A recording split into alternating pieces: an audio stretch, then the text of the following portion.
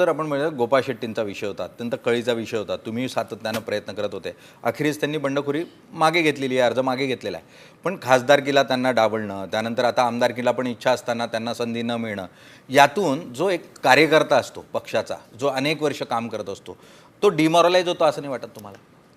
बघा, मला पहिल्या दिवशीपासनं या एका गोष्टीची खात्री होती की गोपाळ शेट्टी पक्षाचे अत्यंत प्रामाणिक कार्यकर्ते आहेत. त्यांचा एक आपला स्वभाव आहे, एखादा अन्याय झाला तर ते थेट बोलणाऱ्यांपैकी आहेत. त्याप्रमाणे त्यांनी थेट प्रतिक्रिया दिली. पण मला मनातनं विश्वास होता की शेवटी गोपाळजी हे पक्ष सांगेल तेच करतील आणि त्यांनी ते केलं. त्यामुळे मला गोपाळ शेट्टींसारख्या कार्यकर्त्याचा अभिमान वाटतो की कदाचित ते इंडिपेंडंट लढले असते तर निवडून देखील येऊ शकले असते किंवा भाजपची सीट ते लढल्यामुळे पडली असती.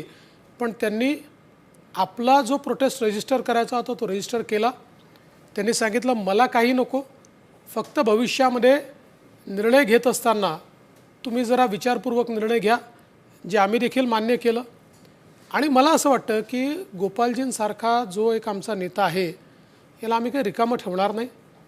निश्चितपणे त्यांना योग्य अशा प्रकारच्या जबाबदाऱ्या भविष्यात देखील मिळालेल्या आपल्याला पाहायला मिळतील.